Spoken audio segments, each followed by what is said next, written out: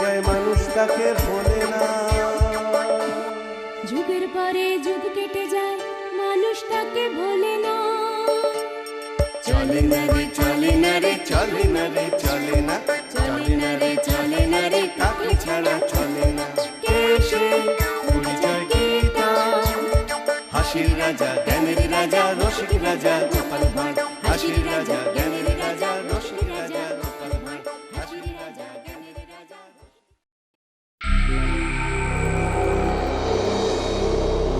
কি ব্যাপার, আজ সকলে এসে গেল, শুধু মন্ত্রীর দেখা নেই কেন?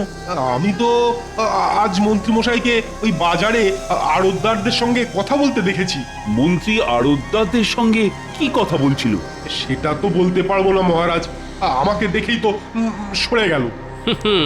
তার মানে সন্দেহজনক কিছু হবে বলে মনে হচ্ছে। আহ গোপাল, তোমার মনটা না দিন দিন কেমন সন্দেহ বাতিক হয়ে যাচ্ছে। আমি সন্দেহবাতিক মহারাজ, অনেক ঘা খেয়ে আপনার শিক্ষা না হলেও আমার কিন্তু হয়েছে। তাই মন্ত্রী মশাইয়ের চালচলনে ব্যাকাটেরা কিছু দেখলেই না মনের ভেতরটা কেমন কু গেয়ে ওঠে মহারাজ।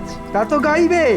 আসলে তুমি তো আমাকে দেখতে পারো না, তাই ওই যে কথায় আছে না, যারে দেখতে নারী তার চলন বাঁকা। মহারাজ, বাজারের আড়তদাররা আড়ত বাড়াতে চাইছে, তাই তাদের আরো কিছু জমি লাগবে, সেই নিয়েই তারা আমার সঙ্গে কথা বলছিল। আড়তদারেরা বাড়তি জমির জন্য মহারাজের কাছে না এসে মন্ত্রী মশাইয়ের সঙ্গে কথা বললো কেন? এটা খুব ভালো কথা মহারাজ। তাদের ব্যবসা বাড়লে রাজ্যের ভালো, আর আমাদের কোষাগারেও বাড়তি খাজনা আসবে। না না মহারাজ, বাড়তি খাজনা ওরা দিতে পারবে না। কেন বাড়তি খাজনা দিতে পারবে না কেন? না মানে এখন তো দিতে না পারলেও পরে ঠিক ওদের কাছ থেকে আদায় করে নেব। তা আড়তদাররা আড়ত বাড়াতে চাইছে কেন? আসলে এবছর তো প্রচুর ধান হয়েছে, সেই ফসল মজুত করে রাখতেই ওরা বাড়তি আড়ত তৈরি করতে চাইছে। ঠিক আছে, দিয়ে দেবো জমি, তবে শর্ত কিন্তু একটা। কি শর্ত মহারাজ? এবছর যখন অনেক ফসল হয়েছে তখন জিনিসপত্রের দাম বাড়ানো তো চলবেই না, উল্টে কমাতে হবে। খুব ভালো শর্ত মহারাজ, জিনিসপত্রের দাম কমে গেলে গরিব প্রজাদের খুব ভালো হবে। ভালো করাচ্ছি।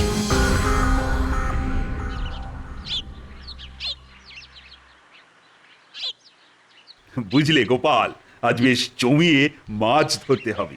রানীকে আমি কথা নিয়ে এসেছি যে 2 সেরি ওজনের একটা রুই মাছ তাকে আমি উপহার দেব। কোনো চিন্তা করবেন না মহারাজ, যা চার বানিয়ে এনেছি না, দেখবেন চারের গন্ধে পুকুরের সব মাছ একেবারে আমাদের বড়শির মুখে চলে আসবে।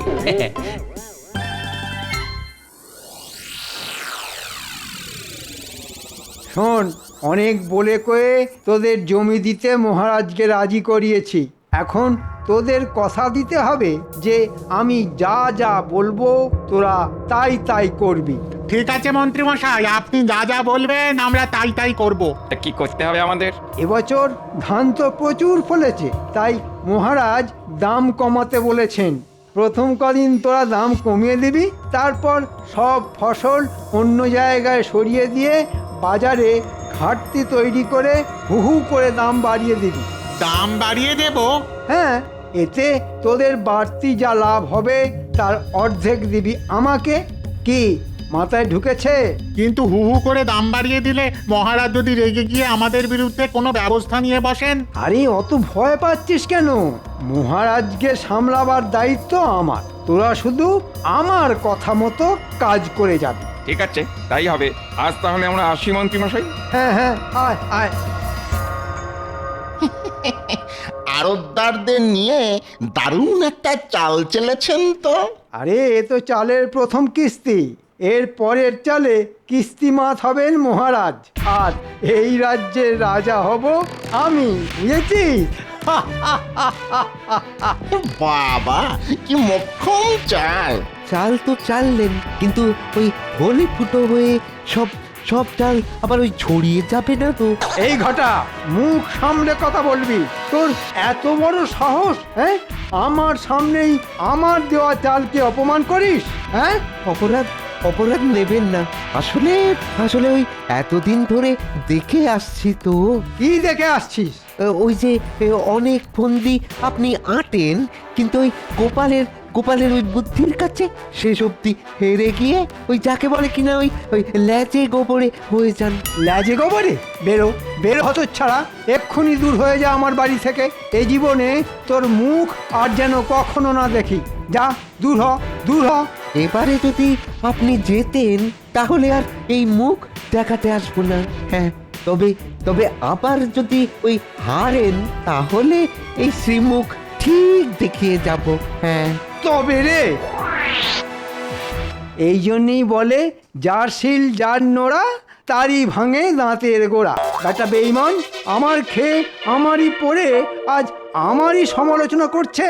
হ্যাঁ, কথাটা কিন্তু ঘটা মিথ্যে বলেনি, এই বরাবরই তো গোপাল। আরে রাখ তোর গোপাল। এবার এমন আটঘাট বেঁধে নামছি যে গোপাল তো গোপাল, গোপালের 14 পুরুষও না আমার টিকিটা অবধি ছুঁতে পারবে না। গোপাল আর মহারাজের এমন হাঁড়ির হাল করব যে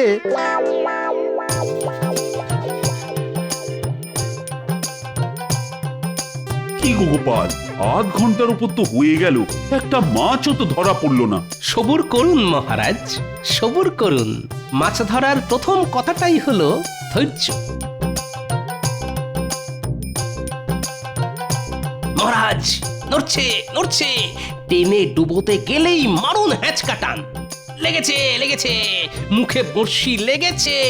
এবার এবার এবার আস্তে আস্তে আস্তে আস্তে সাবধানে টেনে টেনে তুলুন। বাবা, আরে এই গোপাল, এই কত বড় বাবা, ওজন মনে হয় 200 থেকে বেশি হবে।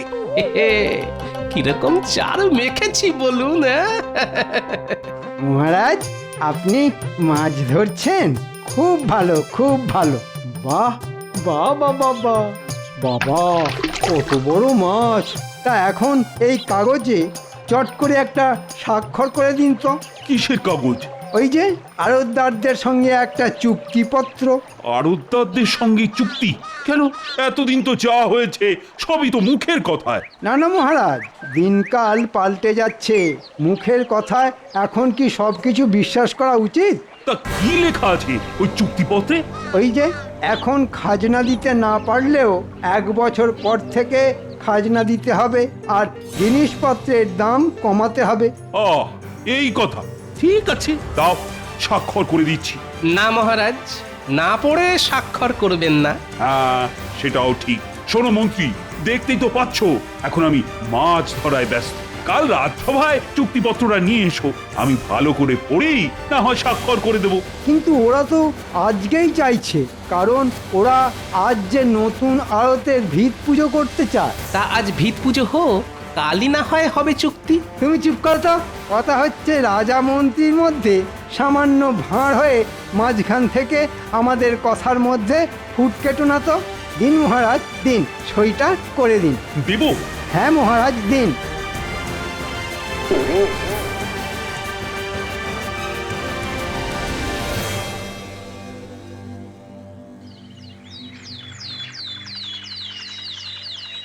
কি দিনকাল পড়লো রে দাদা, কদিনের মধ্যে জিনিসপত্রের দাম একবারে লাফিয়ে লাফিয়ে দ্বিগুণ হয়ে গেল। আর একটা জিনিস লক্ষ্য করেছো, খুচরো বিক্রেতাদের কাছে তেমন জিনিসপত্র নেই। ওরা বলেছিল আড়তদাররা নাকি সব জিনিস আড়তবন্দি করে ফেলেছে। আমাদের রাজ্যে এমন একজন ভালো মহারাজ থাকতেও এত অনাচার। শোনো, সকলকে জড়ো করো, আজই মহারাজের কাছে গিয়ে কথাটা তার কানে তুলতে হবে। ওই দেখো গোপাল দাদা আসছে। চলো গোপাল দাদাকে সব কথা বলি। গোপাল দাদা, বাজার যাচ্ছ বুঝি? হ্যাঁ, তা তোমাদের বাজার হয়ে গেছে বুঝি? আর বাজারে আগুন লেগে গেছে গো গোপাল দাদা, আগুন! সব জিনিস একেবারে অগ্নিমূল্য। তাই নাকি? চলো তো দেখি।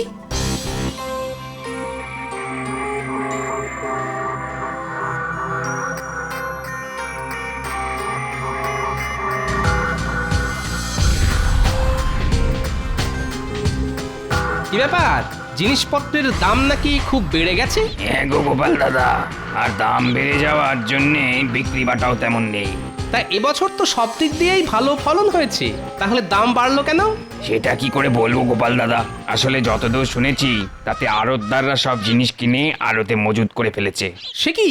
আর এর ফলে খুচরো বাজারে যোগান কম আর দাম দ্বিগুণ। না না না, এ তো একেবারেই ভালো কথা নয়। শোনো, তোমরা আজ রাজসভায় এসো, মহারাজ নিশ্চয়ই একটা ব্যবস্থা নেবেন।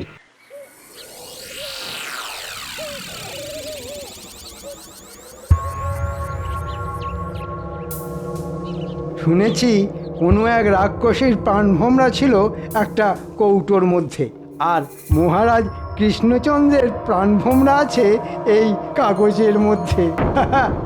মহারাজ, তুমি তো আর জানো না, না জেনে কোন কাগজে সই করেছো তুমি? হ্যাঁ,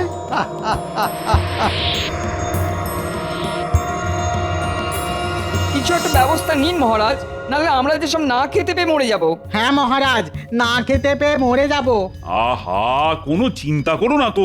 সকালে গোপাল আমায় সব কথা বলতেই আমি আড়তদারদের ধরে আনার জন্য সেনাপতিকে পাঠিয়েছি। মহারাজ, সব কটাকে এনেছি। আয়, শুনলাম তোমরা নাকি সব জিনিস আড়তে মজুত করে বাজারে একটা কৃত্রিম অভাব তৈরি করেছো, আর তাতেই নাকি জিনিসপত্রের দাম হু করে বেড়ে গেছে। এই জন্যেই কি আমি তোমাদের বিনা খাজনায় জমি দিয়েছি? কদিনের মধ্যেই চুক্তিপত্রের সব কথা ভুলে গেলে? জানো এর শাস্তি কি হতে পারে? কই, আমাদের সঙ্গে কোনো চুক্তি হয়েছে বলে তো আমরা জানি না। সে কি? আর আমরা যা করেছি সবই তো মন্ত্রীমশাই কথায়, শাস্তি দিতে হলে ওনাকে দিন। মন্ত্রী কি বলছে না? ওরা ঠিকই বলছে। আপনি একটা কাগজে সই করেছিলেন বটে, তবে সেটা কোনো চুক্তি নয়, সেটা হলো আপনার দানপত্র। দানপত্র? দানপত্র? হ্যাঁ, কাকে কি কি দান করলাম? কেন মহারাজ, আমাকে। আর দান করেছেন আপনার সিংহাসন। হ্যাঁ, তোমাকে আমি সিংহাসন দান করেছি? বিশ্বাস না হলে পড়ে দেখুন আপনার নিজের হাতের সই করা কাগজ। আমি মহারাজ কৃষ্ণচন্দ্র আজ এই মর্মে স্বীকার করছি যে রাজকাজ আমার আর ভালো লাগছে না, তাই আমার সিংহাসন আর রাজপ্রাসাদ আমি মন্ত্রীকে দান করে দিচ্ছি। এখন থেকে মন্ত্রী রাজা হয়ে রাজকার্য সামলাবে। ও মন্ত্রী, তুমি তুমি এতটাই খারাপ, এভাবে আমাকে ঠকালে? এই জন্যেই আমি আপনাকে সেদিন না পড়ে কাগজে স্বাক্ষর করতে বারণ করেছিলাম মহারাজ। এখন বুঝতে পারছেন তো না পড়ে স্বাক্ষর করার ফল কি মারাত্মক হতে পারে? বুঝতে পারছি গোপাল, হাড়ে হাড়ে বুঝতে পারছি। আর সেই সঙ্গে এও বুঝতে পারছি এতদিন দুধ কলা দিয়ে আমি কি ভয়ঙ্কর কাল সবটাই না পুষেছিলাম। বুঝতেই যখন পেরেছেন তখন কাল সাপের মরণ কামড় খান। শুনুন, কাল সকালেই রাজপ্রাসাদ আর সিংহাসন ছেড়ে দেবেন, এই আমার শেষ কথা। কাল থেকে আমি রাজা, তাই আমার কথাতেই সব কিছু চলবে। আয় ভগবান! উফ!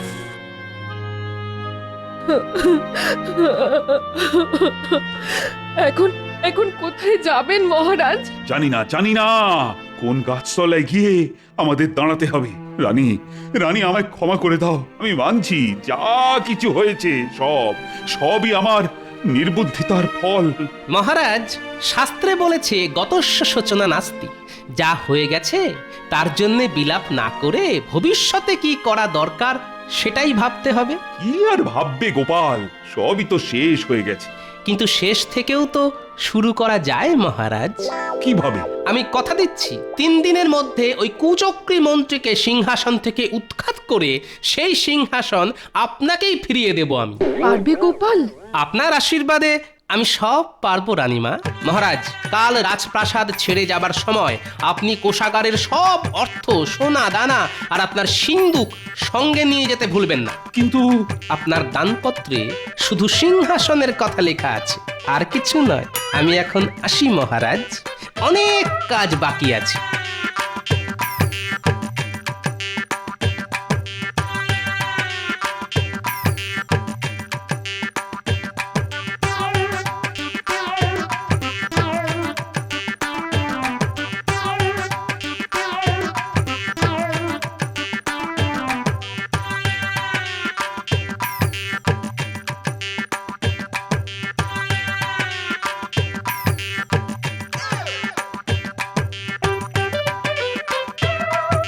কি শুনছি গোপাল দাদা? হ্যাঁ, কি শুনছি মহারাজকে নাকি সিংহাসন। ঠিকই শুনেছিস। এবারেও বুদ্ধির জোরে তুমি ওই মন্ত্রী বেটাকে হারিয়ে দাও গোপাল দাদা। হ্যাঁ, ও হারলে আমার গায়ের জ্বালা জুড়োয়। সে কি রে, এতদিন তুই তো ওর সঙ্গেই ছিলি। হ্যাঁ, ছিলাম। আর এতদিন ওর কথায় কত খারাপ কাজ করে গেছি, অথচ এখন আমাকেই তাড়িয়ে দিয়েছে। মন্ত্রীকে হারাতে হলে তো আমায় সাহায্য করতে হবে তোকে। কিরে, পারবি? একবার বলেই দেখো না কি করতে পারি। হ্যাঁ, তাহলে একজন অচেনা লোককে জোগাড় করতে হবে। বেশ বলিয়ে কইয়ে হওয়া চাই কিন্তু। হয়ে যাবে। হ্যাঁ, হয়ে যাবে। সেই সঙ্গে লাগবে একটা গরুর গাড়ি আর রক্ষীর বেশে আরো গোটা চারেক লোক। কিরে, সব ঠিকঠাক পারবি তো? দেখো না কি করি। তাহলে কি কি করতে হবে শোন।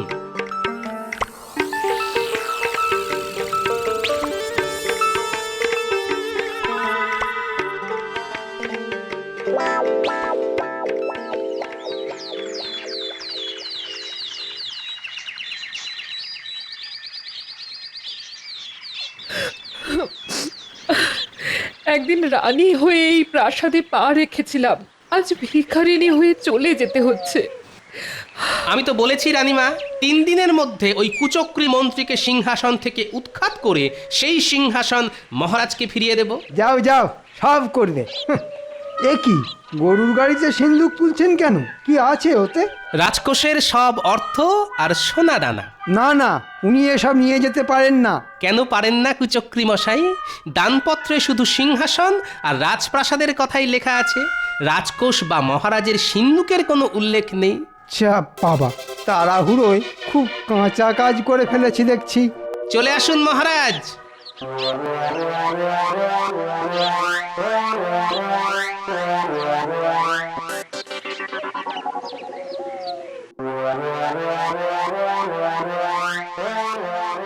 শোনো সবাই, এখন থেকে আমি রাজা, তাই আমার কথাতেই এ রাজ্যের সব কিছু চলবে। শোনো, আজ থেকে সকলের বেতন অর্ধেক করে দিলাম। বেতন অর্ধেক? হ্যাঁ, অর্ধেক। যাদের পোষাবে তারা থাকবে, আর যাদের পোষাবে না তারা চলে যাবে।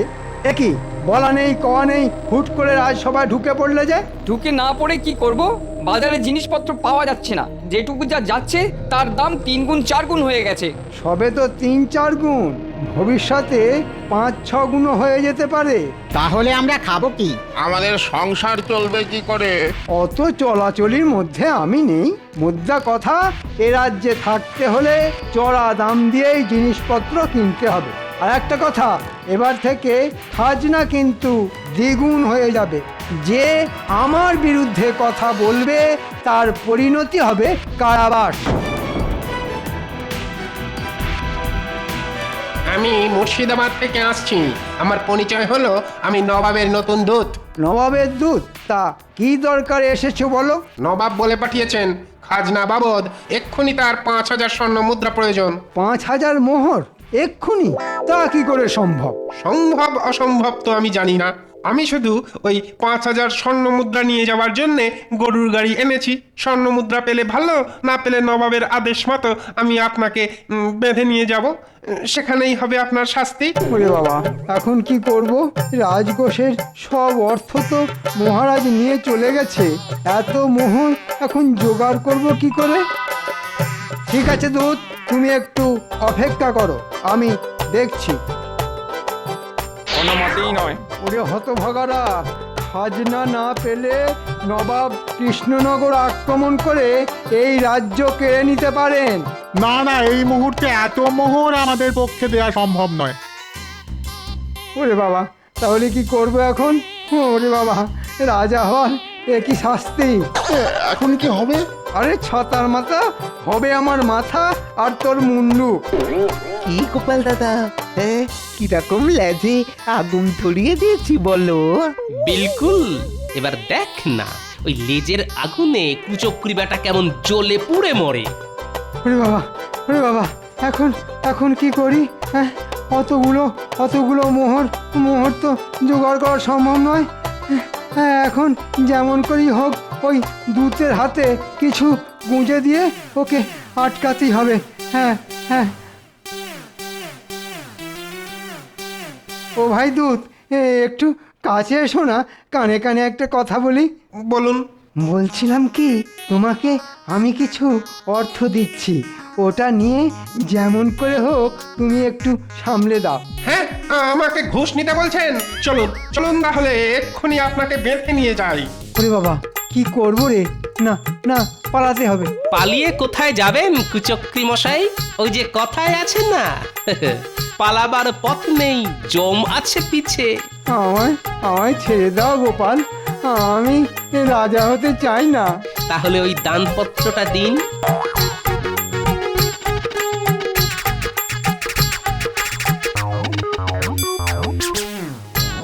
আসুন মহারাজ, আসুন রানীমা। মহারাজ, বলেছিলাম না 3 দিনের মধ্যে কুচক্রী মন্ত্রীকে সিংহাসন থেকে উৎখাত করে সেই সিংহাসন আপনাকে ফিরিয়ে দেব। যান মহারাজ, সিংহাসনে গিয়ে বসুন। ঘটা, আয় রে, এবার তোর নিয়ে আসা নবাবের সাজানো দুধকে চলে যেতে বল, ওর পারিশ্রমিক আমি পাঠিয়ে দেব। সে কি, এ নবাবের আসল দুধ নয়? তাহলে এত মিথ্যাচার? আপনার মতো দুরাচারীর সঙ্গে এটুকু মিথ্যাচার তো করতেই হবে কুচক্রী মশাই। কি মন্ত্রী না, মানে ওই কুচক্রী মশাই, এবারেও আপনার সব চাল ছড়িয়ে গেল তো। ঘটা, আমি তোকে। সেনাপতি, বন্দি করো এই বদমাইশকে। এখন কদিন কারাগারে থাকুক, তারপর হবে বিচার। আজ গোপালের বুদ্ধির জোরে আবার আবার সব কিছু ফিরে পেলাম। বলো গোপাল, কি চাও তুমি? মায়ের কাছ থেকে আশীর্বাদ ছাড়া আর কি চাইবার আছে সন্তানের? ওইটুকু পেলেই আমি সন্তুষ্ট রানীমা। জয় গোপালের জয়। জয় গোপালের জয়।